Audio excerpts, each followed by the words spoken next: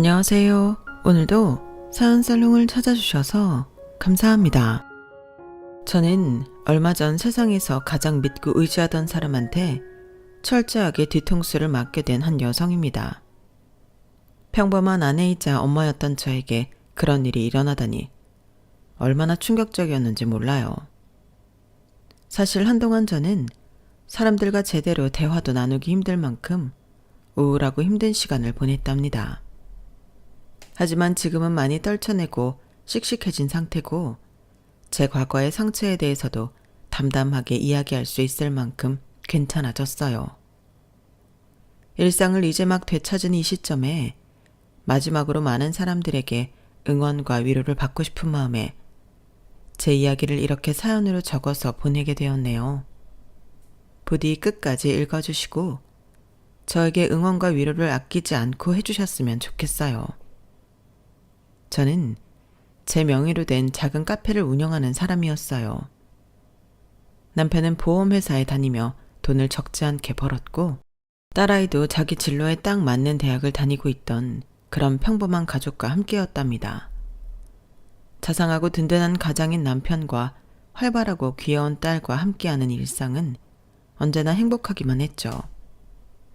제가 운영하는 카페도 거의 10년 가까이 되어 단골 손님도 많았고 안정적인 수익을 유지해 왔고요. 남편과 딸은 여유가 생기면 제 카페로 와서 같이 간단한 브런치로 식사를 하거나 일을 도와주곤 했었죠. 특히 직장이 근처였던 남편이 들렀다 가는 경우가 많았어요. 우리 박 사장님 일 잘하고 있어? 점심시간이라 한창 바빴지? 왔어. 안 그래도 지금 손님들 싹 왔다가 가셨어. 오늘 단체 주문이 많았네. 당신은 이 시간에 어떻게 왔어? 오늘 오전에 외근 있어서 나갔다가 지금 도착했어. 식사하고 들어가려고. 같이 샌드위치 먹을까? 설거지는 내가 할게. 아니야, 됐어. 당신도 하루 종일 일하는데 뭔 이런 것까지 하려고 해. 난 이것만 하면 오후엔 좀 한가하니까 당신은 앉아서 쉬고 있어. 아이고, 괜찮네요. 당신만 일 시키고 내가 어떻게 편히 쉴 수가 있어? 나 마음 불편하게 하지 말고 얼른 나가서 앉아 있어. 가끔씩 카페에 올 때마다 남편은 항상 이런 식으로 일을 도와주고는 같이 시간을 보내다 가곤 했어요. 솔직히 손님들이 몰려드는 시간을 몇 번 겪고 나면 지치기 쉬운데 한 번씩 남편이 왔다 가는 게 저에겐 큰 힘이 되었답니다. 저희 딸 역시 제 아빠를 닮아 한 번씩 카페에 올 때마다 제 일손을 도와주고 갔고요. 저희 가족은 이렇게 서로를 잘 아껴주며 다른 어떤 가족보다 화목한 집안이었어요. 그리고 저희 가족을 얘기하기 위해선 저희 친정엄마의 얘기를 빼놓을 수가 없는데요. 저희 친정엄마는 평생 반찬 가게를 운영하시면서 누구보다 성실히 일하시고 또 악착같이 돈을 모아오셨어요. 그걸로 제가 남부럽지 않게 대학도 가고 결혼도 할 수 있게 뒷바라지를 전부 해주셨죠. 저희 아빠는 제가 11살 때 일찍 하늘나라로 가셨거든요. 그런 아픔이 있어서였는지 저희 엄마는 그 누구보다 독하게 일을 하셨고 10원 한 장 허투루 쓰시는 법이 없었어요. 저도 아이를 낳고 키우다 보니 저희 친정엄마가 절 키우기 위해 얼마나 고생하셨는지 조금이나마 알게 되었고 저도 삶에 여유가 생긴 뒤로는 틈틈이 엄마를 챙겨드리려고 애썼죠. 하지만 엄마는 나이가 지긋이 들어서도 소소한 정성은 받으시되 절대 사치를 허용하는 법이 없으셨어요. 엄마, 이번에 어버이날에는 호텔 디너 예약했어. 생각해보니 엄마한테 한 번도 근사한 식사를 대접한 적이 없는 것 같아서. 거기가 음식도 음식이지만 뷰가 그렇게 멋있다고 하더라고. 호텔 디너라고? 그거 뭐 한 끼에 몇십만 원씩 하는 거 아니야? 입에 들어가서 나오는 건 다 똑같은데 무슨 밥 한 끼에 그렇게 돈을 많이 쓴단 말이냐? 혜진이 너 거기 얼른 취소해라. 음식이 건강하기만 하면 됐지 비쌀 필요까지 있어? 이 정도는 그렇게 비싼 거 아니야, 엄마. 나도 카페 잘 되고 있고 우리 그이도 이번에 성과급 정말 많이 받았어. 엄마한테 한 번도 그렇게 좋은 거 못 해줘서 그래. 난 됐다. 그냥 집에서 집밥만 먹어도 충분하다. 안 그래도 신서방이랑 수빈이도 바쁜데 어버이날이라고 시간 내주는 것만으로도 괜찮아. 그 돈 있으면 적금을 들든 아니면 모아서 땅을 사든지 해라. 쓸데없는 데 쓸 생각 말고.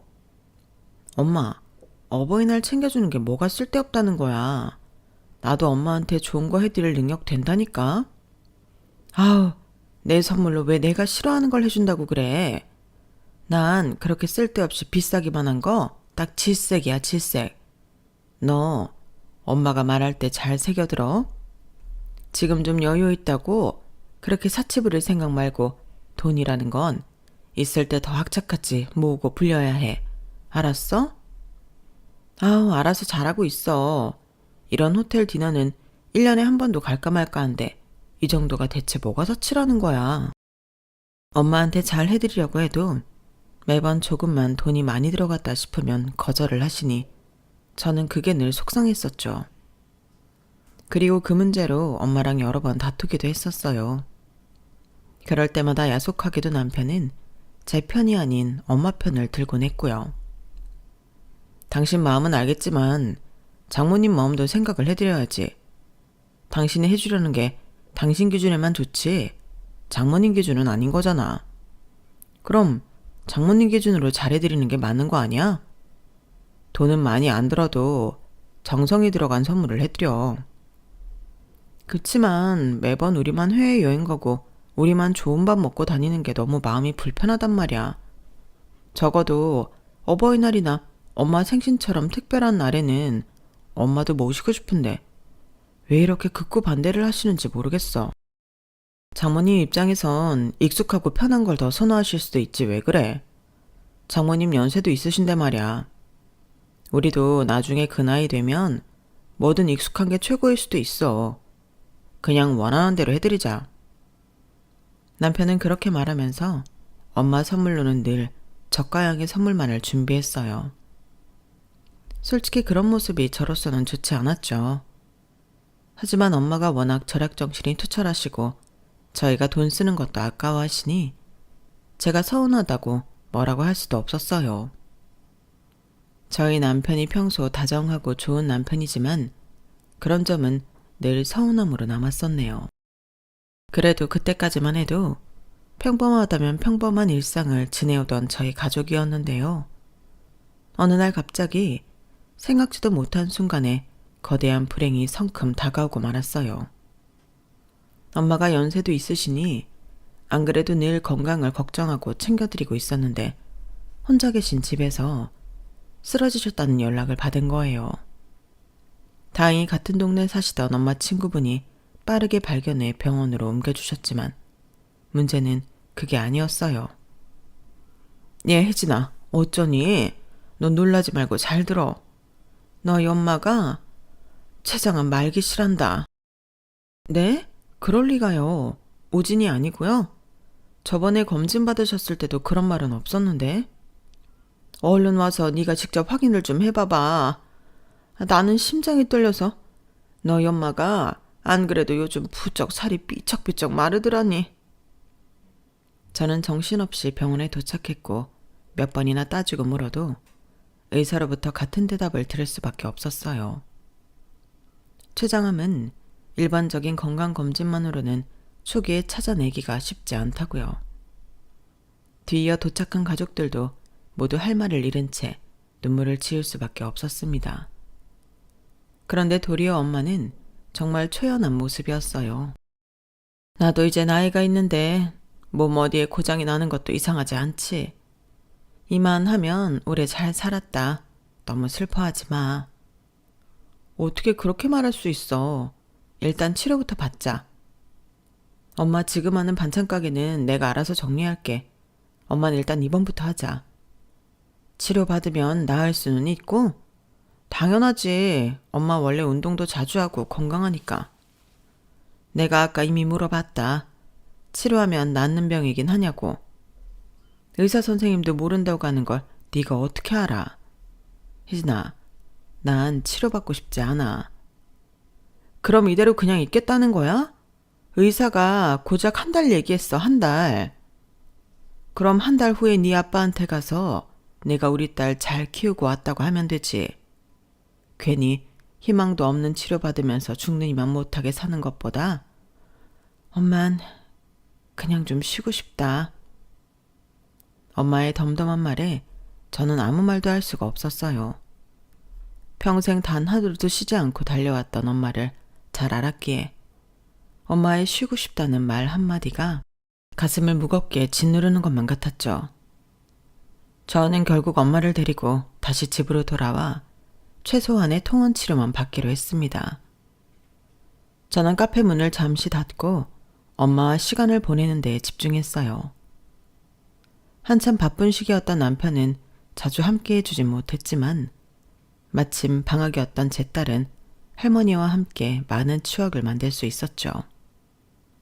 그리고 그때만큼은 엄마도 제가 호텔 식사를 대접하든 같이 여행을 가든 거절하지 않으셨답니다. 저희 엄마는 1달을 조금 넘긴 후에 돌아가셨어요.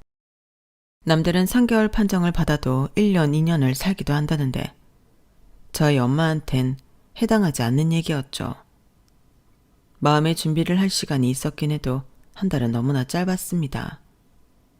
엄마의 임종을 지키고 장례를 치르면서 저는 몸 안에 있는 수분이 전부 사라질 만큼 펑펑 울었어요. 엄마는 가시는 길마저 제 걱정을 한가득 하셨죠. 혜진아, 마음 단단히 먹어야 한다. 이젠 네가 수빈이도 챙기고 너 스스로도 챙겨야 해. 알았어, 엄마. 엄마가 평생 가르쳐준 대로 잘할게. 이제 아무 걱정하지 말고 푹 쉬어. 특히 돈은 정말 철저하게 관리하렴. 그게 네 현실적인 힘이야. 큰 돈일수록 더 철저해야 해. 마음 다치는 일이 있어도 수빈이 보고 독해져야 한다. 엄마는 그렇게 마지막까지 신신당부를 하시고 아빠 곁으로 떠나셨죠. 울면서 장례식장에 들어섰을 때에야 당시 한창 바빴던 남편이 도착을 했어요. 남편은 조용히 저와 제 딸을 챙겼고 장례식에 필요한 것들을 속전속결로 처리해 주었답니다. 그때까지만 해도 이성적인 남편이 함께 있어 정말 다행이고 든든하다고만 생각했죠. 그런데 하루가 지나고 장례식 이틀째가 되었을 때였어요. 그날은 찾아와 주신 조문객들이 가장 많았던 날이었고 저는 하루 종일 같이 울고 얘기하다 보니 오후 3시쯤에는 완전히 녹초가 되어 있었는데요. 문제는 다른 사람도 아니고 저희 남편이 자꾸만 장례식장에서 자리를 비웠다는 거예요. 남편의 지인들이 오는 경우도 많았는데 그때조차 남편은 회사 일이 바쁘다, 연락이 자주 온다 등의 핑계를 대며 자꾸 밖으로 나가버렸죠. 사실 남편 없이 저 혼자 모든 조문객들을 맞이해서 더 빨리 지친 것도 있었어요. 그런 상황이 하루 종일 이어지자 저는 아직 남아있는 슬픔과 피곤함, 예민함, 야속함 등이 머리 끝까지 올라와 남편에게 화가 날 수밖에 없었죠. 게다가 조문객으로 와주었던 친구의 말이 제 화를 제대로 돋우기까지 했어요. 이른 저녁에 도착한 친구가 도착하자마자 이런 이야기를 꺼낸 겁니다. 근데 형부는 왜 같이 안 있어? 남편? 몰라. 자꾸 일 때문에 전화를 한다나. 밖에서 담배도 피고 그러다 보니 안에 들어와 있을 틈이 없나 봐. 일 때문이라고? 방금 오면서 형부 저 앞에서 보긴 했거든. 여기 병원 맞은편 식당들 있는 곳에. 통화하면서 엄청 신나게 웃길래 내가 사람 잘못 본 줄 알았는데 형부 맞더라고. 나는 주차하고 오면 형부 들어와 있을 줄 알았는데 한참 시간이 지나도 안 계셔서 물어보는 거야. 통화를 하면서 웃었다고? 되게 신나게 웃으시긴 했는데 뭐 일이 좀 잘 풀리시나? 회사 일이 잘 풀리는데 여기선 웃을 수가 없으셨을 수도 있고. 제 표정이 단번에 저승사자처럼 무서워지자 당황한 친구는 횡설수설하며 급하게 둘러대는 말을 했어요.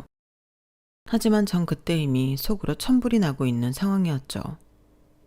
그 친구와 조문객한테는 별다른 티를 안 내고 있었지만 이 인간들이 들어오기만 하면 가만 안 두겠다고 벼르고 있었어요. 그리고 밤 늦게서야 장례식장 안이 좀 한산해졌을 때 저는 낮은 목소리로 남편을 불러냈는데요. 당신 오늘 하루 종일 뭐 하는 거야? 대체 왜 자꾸 밖에 나가서 몇 시간씩 있다가 오냐고. 나 혼자 사람들 맞이하느라 얼마나 힘들었는 줄 알아? 아, 깜짝이야. 왜 소리는 질러? 얘기했잖아. 요즘 회사에서 정말 중요한 시기라고. 눈코 뜰 새 없이 바쁜데 나도 장모님한테 예의를 다 갖추고 싶어서 온 거 아니야. 그런데 그렇게 화를 내냐? 고마워하지는 못할 망정. 당신 너무한 거 아니야? 뭐라고? 그럼 우리 엄마가 돌아가셨는데 당연히 당신이 와야지. 지금 당신이 와준 걸 고마워하라는 거야? 그게 대체 어느 나라 관습이야? 그러니까 왔잖아. 여보, 소리 좀 그만 질러. 당신 지금 힘들고 슬픈 건 알겠는데 나한테 괜히 화풀이는 하지 말라고. 빨리 들어가서 눈 좀 붙이던지 해. 어물쩍 말 돌리지 말고 회사에서 뭐가 그렇게 바쁜데, 어? 나도 좀 알자. 뭐가 그렇게 중요해서 장모 장례식에 한시도 붙어있을 수가 없었는지 말을 해. 그래야 나도 소리를 지르던지 말던지 할 거 아니야. 아, 그게... 아니, 요즘 영업 실적이 한참 안 좋은데 밑에 대리 한 명이 큰 사고를 쳐서 그래. 이런 얘기를 가뜩이나 당신 힘든데 어떻게 얘기를 해. 복잡하기도 하고. 그래서 그거 수습 좀 하고 밑에 애들 좀 혼내느라 그랬어. 됐어? 남편은 마지못해 얘기한다는 듯이 말을 했는데 그 언행이 묘하게 이질감이 들었어요. 제 친구가 본 바로는 남편이 신나게 웃고 떠들면서 통화를 했다고 했는데 남편의 얘기를 들으면 절대 웃으면서 통화를 할 수 있는 내용이 아니었으니까요. 그것도 이상했지만 무엇보다도 제 촉이 좋지가 않았어요. 결혼 생활을 하신 분들이라면 알잖아요. 제가 이 사람과 거진 25년이나 같이 붙어 살았는데 당연히 말하는 목소리나 눈빛만 봐도 거짓말을 하는지 딴 생각을 하는지 정도는 알 수가 있다는 걸요. 그때 남편은 뭔가 평소 같지가 않고 이상했어요. 결국 저는 그 자리에서 남편을 추궁하는 걸 멈추고 일단 다음날 모든 절차가 다 끝난 후에 천천히 무슨 일인지 알아봐야겠다고 생각했죠. 당장 그날은 서 있는 것도 다리가 후들거릴 정도로 피곤하기도 했고요. 다시 장례식장 안으로 들어온 저는 정말 간단하게 샤워를 하고 상주들 방으로 들어와 쓰러지듯 잠에 들었어요. 남편은 저와 그렇게 싸우고 나서도 여전히 들어오지 않더군요. 저와 싸울 때면 늘 밖에서 담배를 한두 개비씩 피고 들어오던 사람이라 평소처럼 그냥 그러려니 했어요. 사실 그땐 저도 그 사람이 꼴도 보기 싫었던 마음도 있었고요.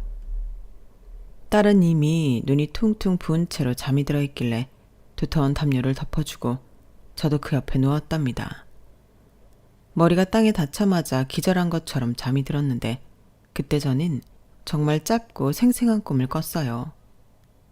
평소에도 이런저런 꿈을 꾸긴 하지만 그때의 꿈은 너무나 현실 같았죠.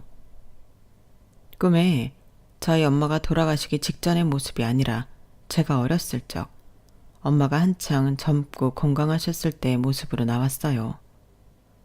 저는 엄마의 무릎을 베고 엄마가 제 머리를 쓰다듬는 걸 느끼면서 잠자고 있었죠.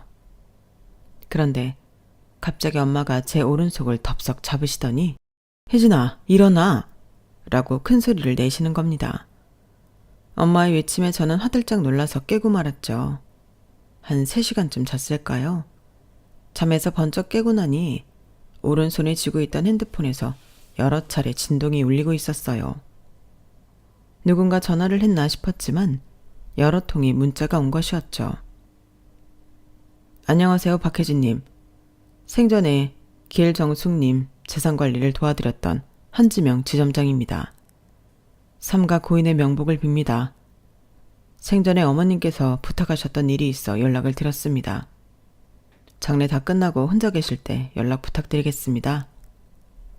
저는 생전에 엄마가 재산 관리를 따로 하고 계셨다는 걸 그때 처음 알았어요. 물론 그 문자를 본 순간은 이게 보이스피싱인가 싶어서 반신반의했죠.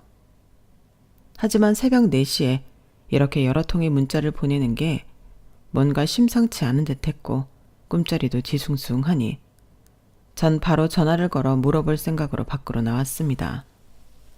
곤히 잠든 딸이 깨지 않게 조심하면서요.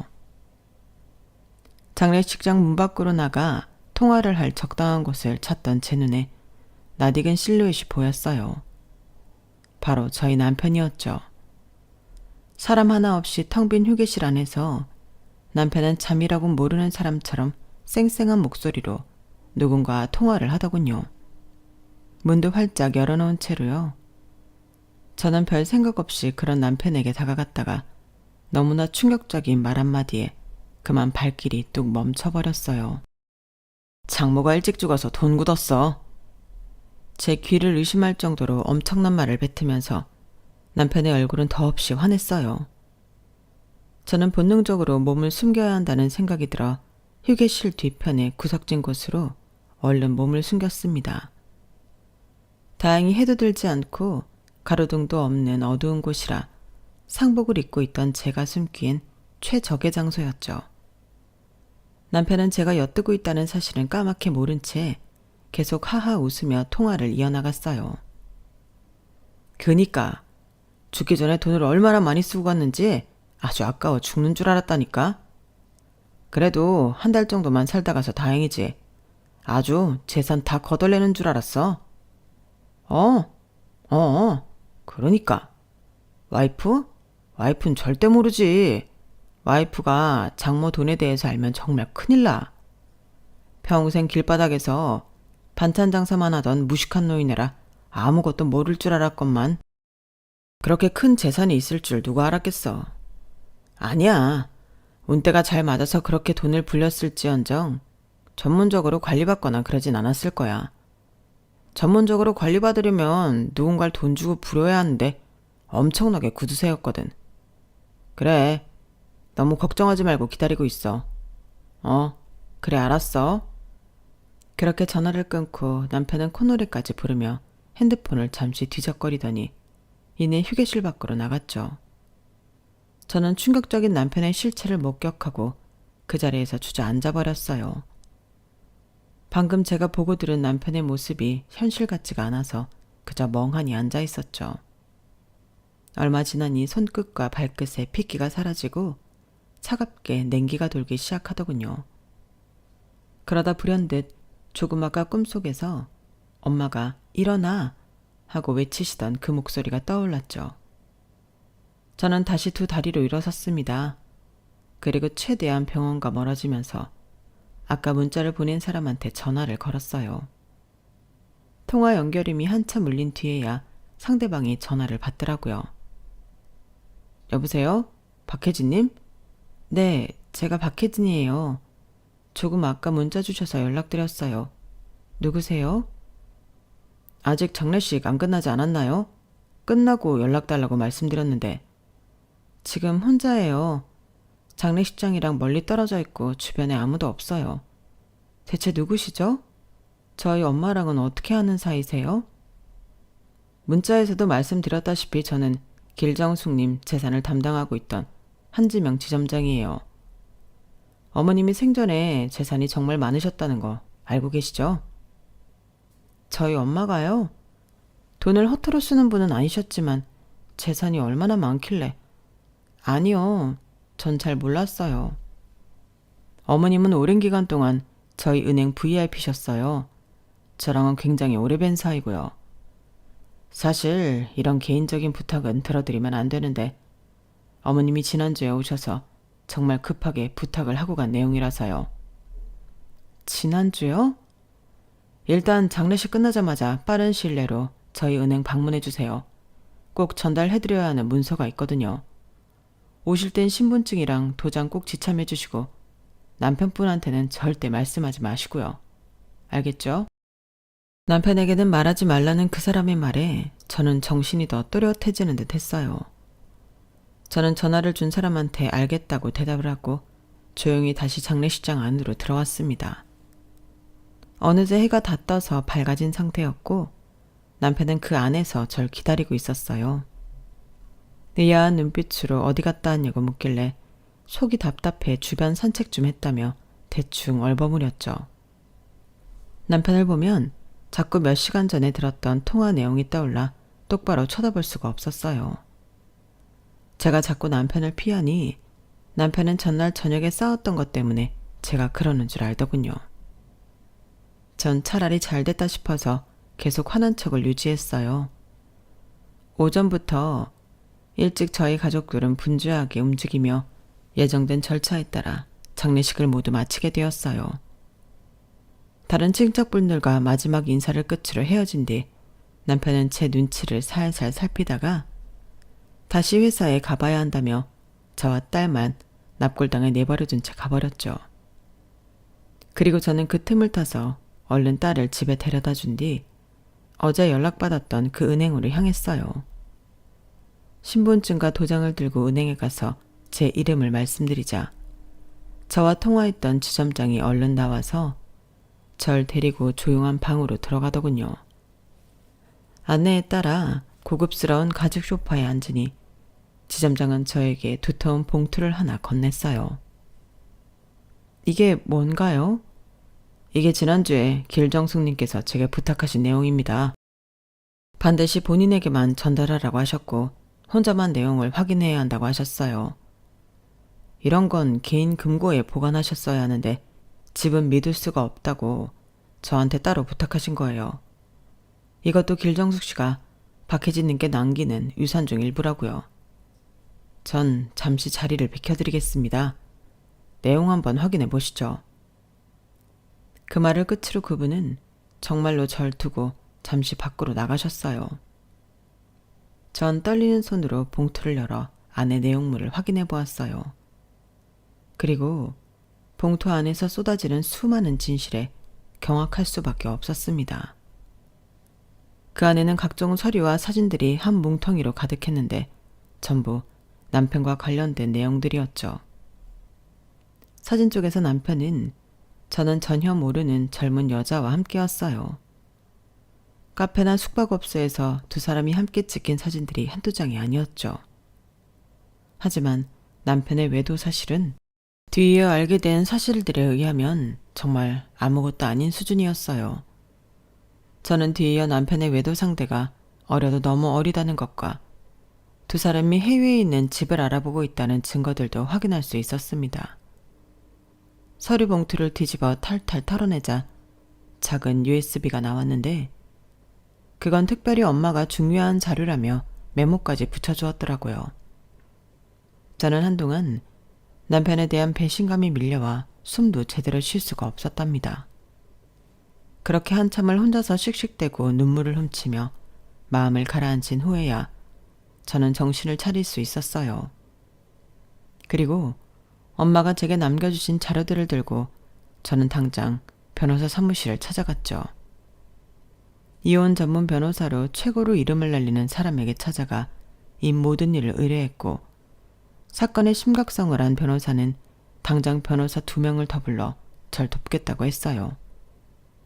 모든 서류를 검토하며 각종 법률 상담을 받고 나니 너무 밤이 늦어졌어요.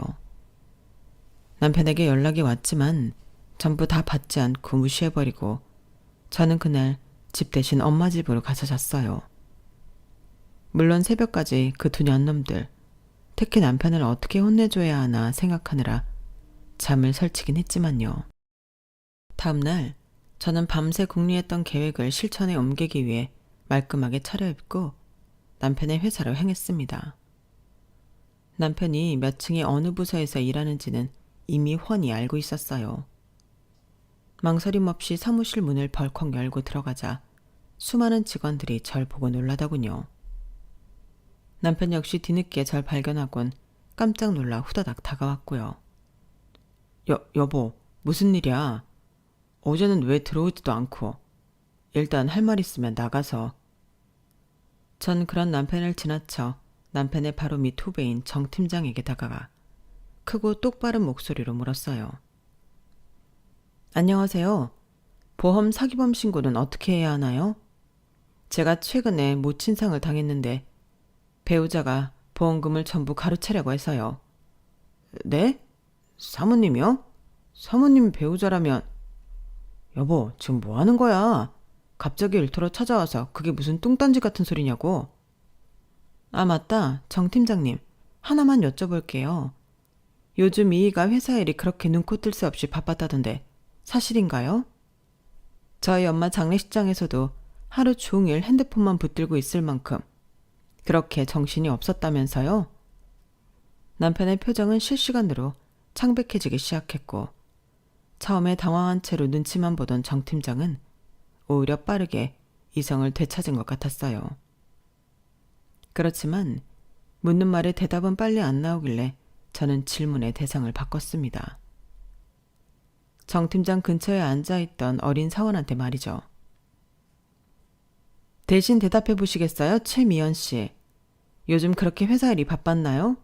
아님 그쪽이랑 제 남편만 그렇게 바빴나요? 네? 아니 저는...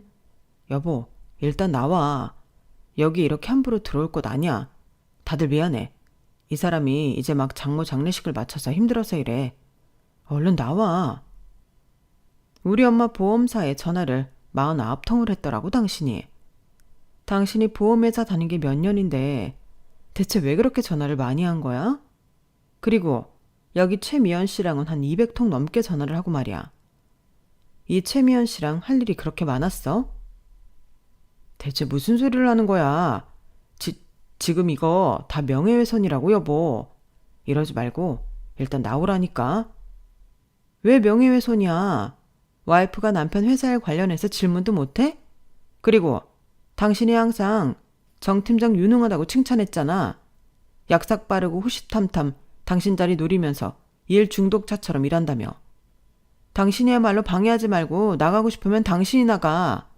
난 정 팀장한테 상담받고 싶으니까. 남편이 뭐라고 더 말하기 전에 저는 준비했던 음성 파일을 그 자리에서 틀어버렸어요. 아니 제가 땡땡 보험사 직원이라니까요. 그러니까 저희 장모님 일이니까 이러는 거 아닙니까? 예, 저도 절차 다 알죠. 근데 저희 와이프는 일반인이라 보험 관련해서는 전혀 몰라요. 그러니까 수령인을 저로 변경하기로 한 거고요. 아우, 절차 복잡한 거 압니다. 알아요. 저희 장모 서류 보낼 거니까 처리만 좀 해주시라고. 어? 여보세요. 아니, 저번에 제가 연락을 몇 번을 드렸는데 수령인 변경을 왜 아직도 안 하셨어요? 본인 확인? 아우, 진짜. 본인 확인 그래서 했어요, 안 했어요? 내가 하지 말랬잖아. 가뜩이나 암 때문에 힘든 노인 이런 복잡한 일로 괴롭히고 싶어요? 내가 보낸 서류는 확인했어요. 도장이랑 다 찍어서 보내드렸잖아. 그게 본인 확인이지 뭐야. 얼른 빨리빨리 처리 좀 합시다. 예? 남편은 허겁지겁 제 손에서 핸드폰을 뺏어가 녹음을 꺼버리더니 경악하는 표정으로 절 쳐다봤어요. 하지만 더 이상 어떤 말도 하지 못하고 입모양만 뻐끔대고 있었죠. 전 다시 제 핸드폰을 낚아채와서 남편을 노려보며 말했습니다. 왜? 더 할 말 있어? 엄마가 시한부 판정받고 아파서 그러고 있는 동안 당신은 아주 부지런도 했더라. 엄마 서류 뒤져서 보험 수령자 변경도 하고 어린 년이랑 바람도 피고 해외로 튈 준비까지 하고. 당신이 얼마나 난리를 쳤으면 보험사에서 직접 우리 엄마한테 연락을 했다더라. 사위를 보험금 수령인으로 바꾸는 게 맞냐고 말이야. 엄마가 그렇게 아프신데 그 연락 받고 얼마나 황당했겠니? 어? 당신이 우리 엄마한테 그래도 되는 거야? 우리 엄마가 당신한테 어떻게 해줬는데? 천의 고아인 당신 기 안 죽이기 싶다고 결혼식 때 인사도 안 받으셨던 분이야. 당신 아직 대리였을 적에 차 사고 냈던 거 그 보상금 다 갚아준 것도 우리 엄마였다고. 어떻게 인간이 탈을 쓰고 이딴 짓거리를 해? 고작 30이랑. 얘가 우리 딸이랑 고작 7살 차이 나는 건 자각하고 있니? 어? 우리 엄마가 가시기 전에도 얼마나 기가 찼을지 생각하면. 그 입 안 닥쳐? 당신이 보험을 알아? 내가 이 방면에선 빠삭하니까 대신 처리해주려고 한 거 아니야. 이 와중에도 핏대를 세우며 화를 내는 남편의 모습에 저는 저도 모르게 있는 힘껏 남편의 뺨을 내리쳤어요. 깜짝 놀란 남편의 얼굴에 저는 2번 더 손을 날렸죠. 당신이야말로 더러운 입 닥쳐. 적반하장도 유분수지. 이딴 짓들을 저질러 놓고도 잘났다고 소리를 질러? 대신 철이 같은 소리 하네. 어디 한번 빠삭한 그 머리로 앞으로의 일들 대응해봐. 내가 돌아가신 엄마한테 미안해서라도 당신 요만한 잘못 하나도 안 봐줄 거니까. 남은 인생 시궁창에 처박힐 각오나 하고 있어. 분노한 남편이 저에게 달려드는 순간 사무실에 들어온 경비 인력들이 남편을 사무실 밖으로 끌어내기 위해 붙잡았어요. 정 팀장은 절 사무실 안쪽으로 당겨 남편과 멀어지게 해주었죠. 그리고 남편에게 다가가 말하더군요. 내가 언젠간 선배 이꼴 날 줄 알았지. 그렇게 여자랑 돈 밝히면서 온갖 가정적인 척은 다 할 때마다 얼마나 꼴보기 싫었는 줄 알아요? 사모님 말씀이 맞아요.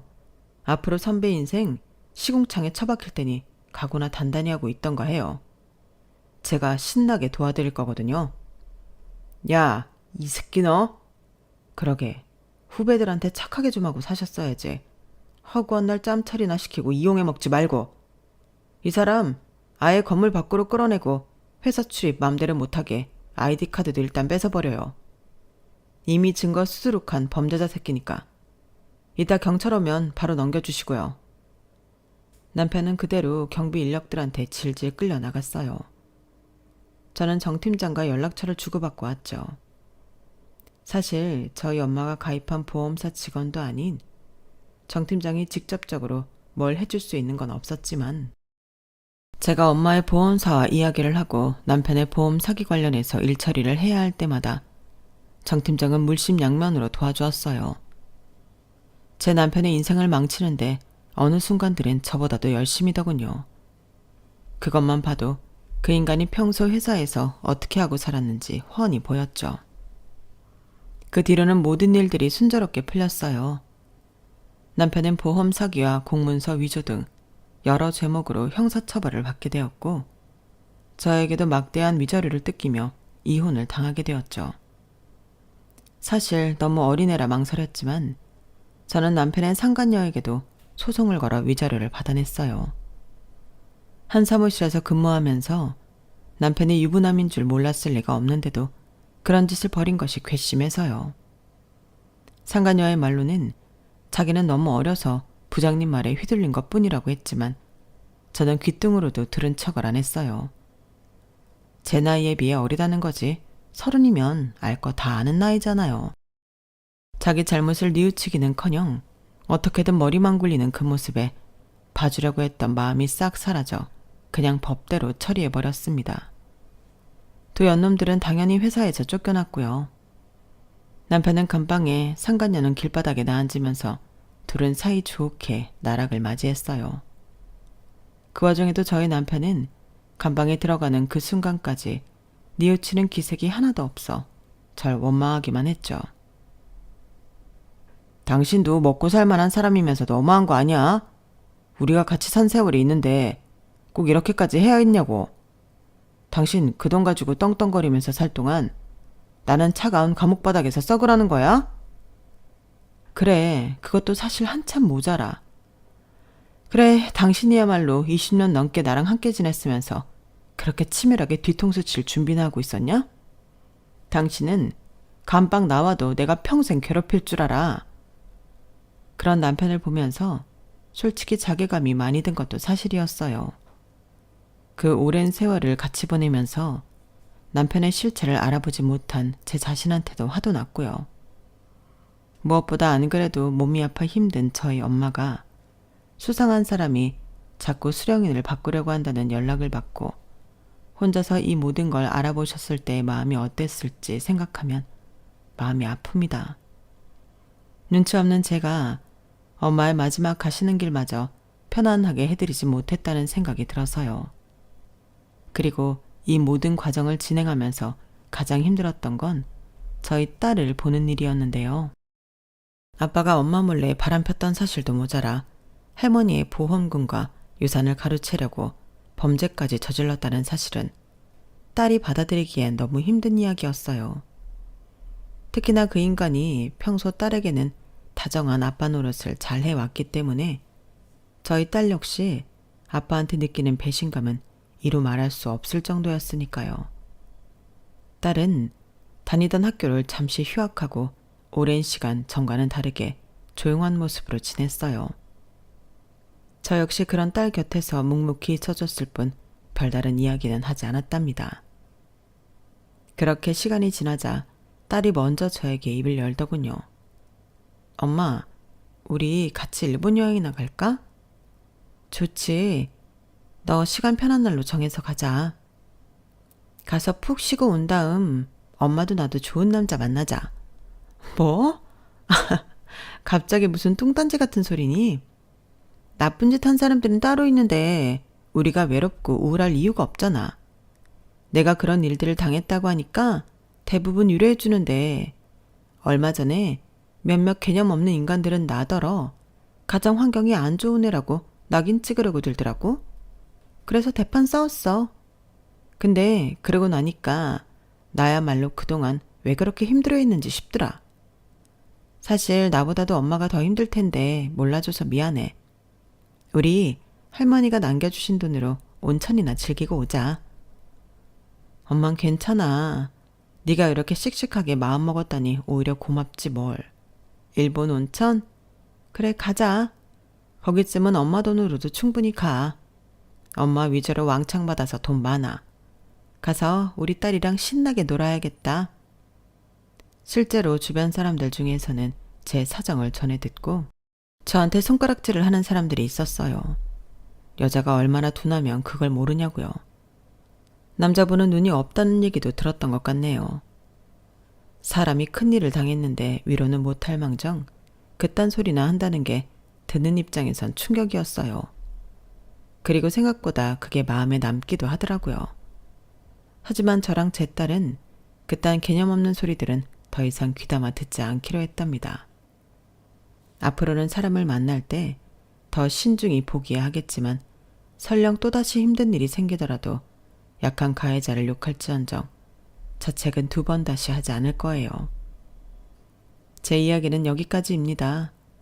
딸과 평화로운 여행을 즐기고 온 후 저는 요즘 다시 카페를 열심히 운영하며 저녁에는 자산관리에 관한 강의도 들으며 바쁘게 지내고 있어요. 꿈에서까지 나와 절 걱정하셨던 엄마가 앞으로는 천국에서는 저는 신경 쓰지 않고 아빠랑 알콩달콩하게만 지내셨으면 좋겠다는 마음으로 열심히 공부하고 있습니다. 제 지난 일들을 읽어주신 분들께 모두 감사드려요. 새 삶을 살아가려는 저와 제 딸을 위해 다들 위로와 응원의 말씀을 주시면 감사하겠습니다. 혹시 저처럼 사람에게 배신당한 상처로 힘들어하는 분이 있으시다면 당신의 잘못이 아니라는 걸 꼭 말씀드리고 싶네요. 꼭 이겨내시길 진심으로 바랄게요. 모두 행복하세요. 감사합니다. 여러분, 사연 댓글에 응원과 현명한 조언 부탁드려요. 좋아요와 구독은 저에게 큰 힘이 됩니다. 오늘도 좋은 일 가득하세요.